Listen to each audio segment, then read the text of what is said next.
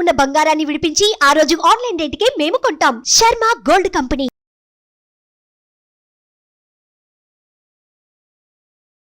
నమస్కారం, సుమన్ టీవీకి స్వాగతం. వారాహి దీక్ష అనేది ఎవరు చేసుకోవాలి? వారాహి అమ్మవారి యొక్క విశిష్టత ఏంటి? ఈ దీక్ష నియమాలు ఏ రకంగా ఉంటాయి? ఈ విషయాన్ని తెలియజేసేందుకు మనతో పాటు ఉన్నారు శ్రీచక్రపీఠ వ్యవస్థాపకులు, ప్రముఖ జ్యోతిష్య శాస్త్ర పండితులు ప్రదీప్ జోషి గారు. గురుగారు నమస్కారం. శ్రీమాత్రే నమః. గురుగారు, గురు పౌర్ణమి యొక్క ప్రత్యేకత ఏంటి? ఈరోజు చేయాల్సిన పనులు ఏంటి? అసలు ఎటువంటి నియమాలను పాటించాలి? గురు పౌర్ణమి ఎందుకు చేసుకుంటాం మనం? వ్యాసాయ భవనాశాయ శ్రీశాయ గుణరాశయే రుద్యాయ శుద్ధ విద్యాయ మధ్వాయ చ నమో నమః.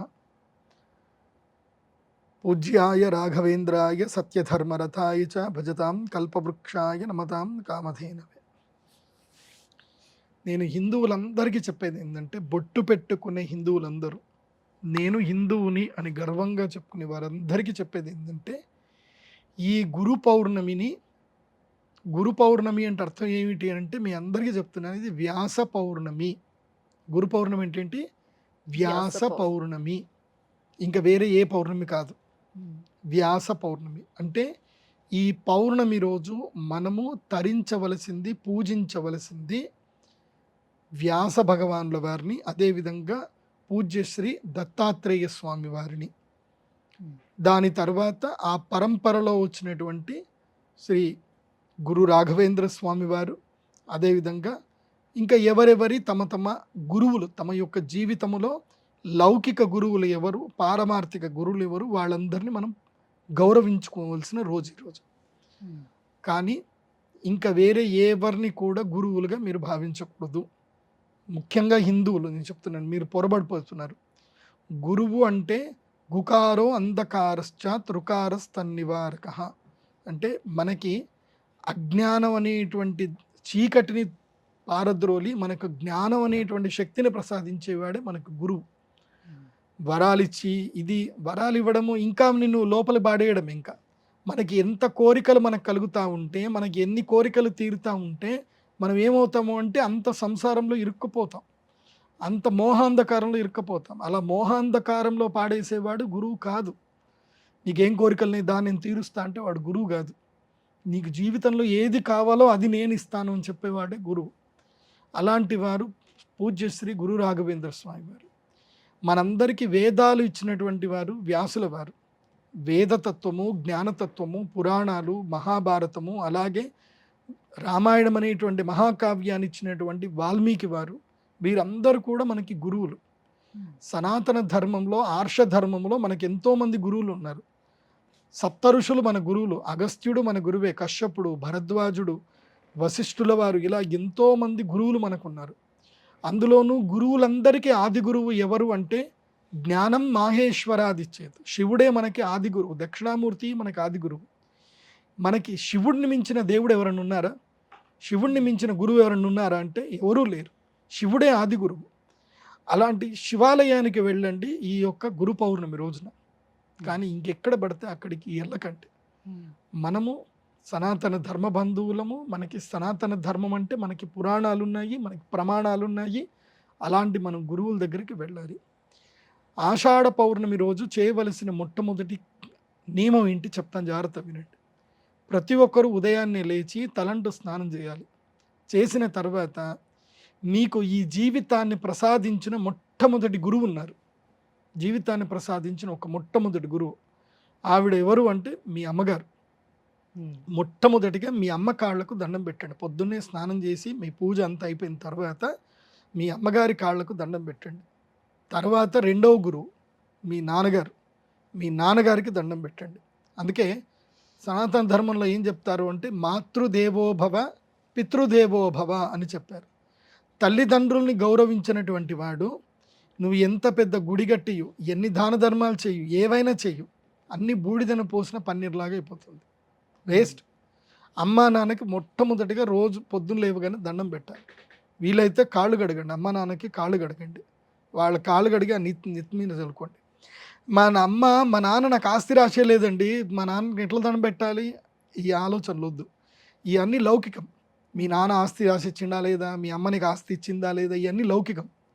మీ అమ్మ నాన్నతో నీకు ఏ గొడవలు ఉన్నా ఆషాఢ పౌర్ణమి రోజు వాళ్ళ దగ్గరికి పోవాలి, కాళ్ళు గడగాలి, దండం పెట్టాలి. వాళ్ళు నీకు ఎంత ద్రోహం చేసిందో, నీకు ఎంత ఫీలింగ్ ఉన్నా వాళ్ళ కాళ్ళు గడిగి దండం పెట్టాలి. ఇది నియమం. ఇది పౌర్ణమి రోజున, ఆషాఢ శుద్ధ పౌర్ణమి రోజున ఇది నియమం. మీరు ఆ పని చేయండి, వాళ్ళకి మీరు మీ మీద ఎంత కోపం ఉన్నా ఒక్క రోజు టక్కన ఎగిరిపోతుంది. చూడండి, తల్లిదండ్రులకైతే పోతుంది. ఎన్ని కోపాలున్నా ఏదున్నా తల్లిదండ్రుల మీద ద్వేషం పెట్టుకోకూడదు. ఇది బాగా గుర్తుపెట్టుకోండి. ఇది మొట్టమొదటి ప్రధాన సూత్రం. ఆ తర్వాత మీకు విద్య నేర్పించిన గురువు ఉన్నారు. ఇవాళ ఆషాఢ పౌర్ణమి, తప్పకుండా మీకు విద్య నేర్పించిన గురువు, అంటే లౌకిక విద్యలు నేర్పించిన గురువులు ఎవరున్నా సరే వాళ్ళ దగ్గరికి వెళ్ళి వాళ్ళకి ఒక కండువ, ఒక మంచి ధోతి లేదా ఒక ప్యాంటు షర్టు క్లాత్ ఏదైనా మంచిది తీసుకొని వెళ్ళి ఇవ్వండి. కొంతమంది ఏం చేస్తారంటే వెళ్ళేటప్పుడు ఇట్లాంటి శాలువలు తీసుకొని వెళ్ళి ఇస్తారు. ఈ శాలువలు చలి ఆపవు, చలి ఆపవు, తూడ్చుకోవడానికి పని చేయవు, దేనికి పనికిరావు. మెరిసే శాలువలు ఇవ్వకండి. అవన్నీ ఫోటోలు దిగడానికి తప్ప పనికిరావు. మెరిసే శాలువలు కప్పకండి. మంచి కాటన్వి కశ్మీర్ శాలువలు దొరుకుతాయి, అలాంటి శాలువలు కప్పండి. అవి చలాపుతాయి కనీసం. అవి ఎప్పుడైనా అవసరం పడితే నీకు చుట్టుకోవడానికి కప్పుకోవడానికి పని చేస్తాయి. సో కశ్మీర్ శాలువలు కప్పండి. తప్పకుండా ఒక ధోతి, కండువ, వాళ్ళ భార్యకి ఒక చీర, ఇవి ప్రతి ఒక్కరు వెళ్ళి ఇవ్వాల్సిందే. మీరు 10th క్లాస్ పాస్ అయిన వాళ్ళందరికీ చెప్తున్నాను. 10th లోపల ఉండేటువంటి వాళ్ళకి అవసరం లేదు, అంటే వాళ్ళకి అంత శక్తి ఉండదు, ఉన్నా ఇవ్వండి.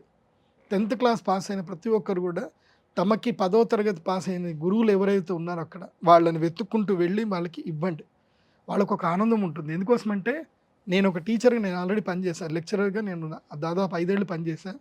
నాకు తెలుసు ఒక లెక్చరర్ ఎంత కష్టపడతాడు, ఎంత సంపాదిస్తాడని తెలుసు. టీచర్కి రోజంతా నిల్చుంటాడు ఆయన. రోజుకి 8 క్లాసులు ఉంటాయి. నాకు శ్రీ చైతన్యలో నారాయణలో జాబ్ చేశాను నేను. 8:20కి వెళ్ళి క్లాస్లో నిల్చుంటే ఈవినింగ్ 6 వరకు 8 క్లాసులు ఉండేటివి. మొత్తం 16 సెక్షన్లు, 8 క్లాసులు. అంటే వారంలో 3 రోజులు కొన్ని సెక్షన్లు, 3 రోజులు కొన్ని సెక్షన్లు చెప్పాలి.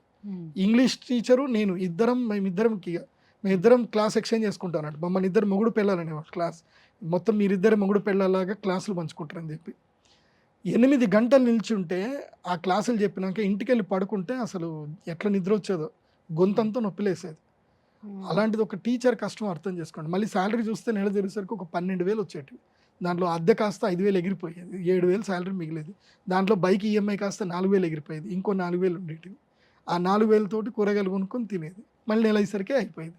తీరా ఏం సాటిస్ఫాక్షన్ ఉందిరా అంటే స్టూడెంట్స్ వాళ్ళందరూ సార్ అని ప్రేమగా ఒక గౌరవంగా మాట్లాడిస్తారు కదా, అదే ఎనర్జీ. నిజం చెప్పాలంటే అంతకు మించిన ఎనర్జీ ఏముండదు. ఆ స్టూడెంట్ టీచర్ రిలేషన్షిప్ అనేది అది చాలా అద్భుతమైన రిలేషన్షిప్. అది ఒక ఆనందాన్ని ఇస్తుంది. రేపు వాళ్ళు పాస్ అయిన తర్వాత సార్ నేను పాస్ అయ్యానని, అప్పుడు నా స్టూడెంట్స్ అందరూ ఒకడు పొలిటీషియన్ అయిపోయాడు, ఒకడు మైనింగ్ బిజినెస్ చేస్తున్నాడు, ఒకడు అమెరికా వెళ్ళాడు, ఒకడు గూగుల్లో జాబ్ చేస్తున్నాడు, ఒకడు సాఫ్ట్వేర్ కంపెనీ పెట్టాడు. ఎంత ఆనందంగా ఉందో ఇప్పుడంతా నా స్టూడెంట్స్ అందరు బాగున్నారంటే. సో ఒక టీచర్కి వచ్చే ఆనందం ఏంటంటే మీ సక్సెస్, మీరు ఇచ్చే డబ్బులు కాదు, మీ సక్సెస్. ఆ సక్సెస్ నేను పొందాను గురుగారు అని చెప్పి హ్యాపీగా ఒక ధోతి ఇంత స్వీట్ చాలు. వాళ్ళ డబ్బులు కూడా మిమ్మల్ని అడగరు, మీరు ఇచ్చినా తీసుకోరు కూడా. సో మీరు గురువులకి వెళ్ళి సన్మానం చేయండి. ఆషాఢ పౌర్ణమి రోజు మనకి నిజమైన గురు పౌర్ణమి. మనకి జ్ఞానం ఎవరైతే నేర్పించారో ఆ గురువుల్ని తప్పకుండా కలవాలి. అది 3వ నియమం. మొట్టమొదటి తల్లి, తండ్రి, గురువు. ఆ తర్వాత మనకి ఇక ఈ జీవితాంతము తోడుండేవాళ్ళు, అంటే జన్మాంతరంలో తోడుండే గురువు ఒక ఆయన ఉన్నారు. ఆయన ఎవరు అంటే దేవదేవుడు శివుడు. దేవదేవుడైన శివుడే దేవుడు. సో శివాలయం వెళ్ళండి. గురు పౌర్ణమి రోజు ఎక్కడికి వెళ్ళాలి? శివాలయం వెళ్ళాలి, లేదా దత్తాత్రేయ స్వామి గుడికి వెళ్ళాలి, లేదా రావి చెట్టు చుట్టూ కానీ మేడి చెట్టు కానీ 108 ప్రదక్షిణలు చేయాలి. మీకు వ్యాస భగవాన్ అంటే అక్కడ బాసరికి వెళ్ళండి. బాసరికి ఎవరు? సరస్వతిదేవి అమ్మవారి దగ్గరికి వెళ్ళండి. ఇదే మీరు పని చేయాల్సింది. వెళ్ళి ధ్యానం చేసుకొని ఓం ద్రాం దత్తాత్రేయాయ నమః. గురు పౌర్ణమి రోజు ఎక్కడెక్కడికి వెళ్ళాలి, ఏ దేవస్థానానికి వెళ్తే మీకు మేలు జరుగుతుందో చెప్తాను, జాగ్రత్త వినండి. మొట్టమొదటిగా ఏ శివాలయానికైనా వెళ్ళండి, నడుస్తుంది. ఏ విష్ణు ఆలయానికైనా వెళ్ళండి. ప్రతి ఒక్క విష్ణువు యొక్క ఆలయము వ్యాసస్వానమే, వ్యాసస్వరూపమే. ఎందుకోసమంటే వ్యాసాయ విష్ణు రూపాయ వ్యాసరూపాయ విష్ణవే నమో వై బ్రహ్మనిదయే వాసిష్ఠాయ నమో నమః. కాబట్టి వ్యాసుడికి వెంకటేశ్వర స్వామికి తేడా ఏం లేదు. వెంకటేశ్వర స్వామి వ్యాసుల వారు ఇద్దరు ఒక్కటే. కాబట్టి వెంకటేశ్వర స్వామి గుడికి వెళ్ళినా మీ గురు పౌర్ణమి రోజు గురువు దర్శనం చేసుకున్న పుణ్యం లభిస్తుంది. ఈ రెండూ కాకుండా ఇంకా మీకు పూజ్య గురువులు అంటే రాఘవేంద్ర స్వామి, తర్వాత ఇక్కడ మన హైదరాబాద్కి దగ్గరలోని గాణగాపురం ఉంటుంది. ఇంకొక సీక్రెట్ ప్లేస్ ఉంటుంది మన హైదరాబాద్ దగ్గరలో, చాలా మందికి తెలియదు. ఇది పవర్ఫుల్ ప్లేస్, చాలా పవర్ఫుల్ ప్లేస్. అదేందో తెలుసా? కురువాపురం అని ఒకటి ఉంటుంది. మహబూబ్ నగర్ దాటిన తర్వాత రాయచూరు వెళుతూ ఉంటే మీకు అక్కడ మధ్యలో వస్తుంది, కృష్ణా నదికి మధ్యలో ఒక ద్వీపంలో ఉంటుంది కురువాపురం అని. కురువాపురము శ్రీపాద శ్రీవల్లభ క్షేత్రం. అది సాక్షాత్ శ్రీపాద శ్రీవల్లభులు పులి మీద స్వారీ చేసిన ప్రదేశం. అది చాలా అద్భుతమైన ప్రదేశం. ఇప్పటికే ఆయన అక్కడ ఉంటారు. ఆయన శ్రీపాద శ్రీవల్లభులు ఉపాసన చేసిన క్షేత్రం. అక్కడికి వెళ్ళండి. లేదా పిఠాపురం వెళ్ళండి. పిఠాపురం దత్తాత్రేయ స్వామి క్షేత్రం, పురుహూతిక అమ్మవారి క్షేత్రం, అక్కడికి వెళ్ళండి. సో పంచారామంలో ఏ క్షేత్రమైనా దర్శించండి. ఇవి మనము హిందువులు దర్శించవలసిన క్షేత్రములు, దేవాలయాలు. ఇది మనము గురు పౌర్ణమిలో చేయవలసిన కర్మలు. మధ్యలో వచ్చిన దొంగ బాబాల దగ్గరికి వెళ్ళకండి. అది మన దేవాలయాలు కాదు, అది మన సాంప్రదాయం కాదు, అది మన ఆగమము కాదు, మన వేదము కాదు, మన లెక్కాచారం కాదు. కాబట్టి ఎలాంటి దొంగ బాబాల దగ్గరికి వెళ్ళకండి. ఇదే మన సనాతన ధర్మం. వీలైతే గోవును పూజించండి. ఆ రోజు గోవును పూజించండి. గో సంరక్షణకు ప్రయత్నం చేయండి, మేలు జరుగుతుంది. గురుగారు, గురు పౌర్ణమి రోజు చేయవలసినటువంటి కర్మలు ఏంటి? ఈ విషయాన్ని తెలియజేసినందుకు ధన్యవాదాలు. శ్రీమాత. సుమన్ టీవీలో మీ పర్సనల్ అండ్ బిజినెస్ ప్రమోషన్స్ కోసం కింది నెంబర్కి కాంటాక్ట్ చేయండి.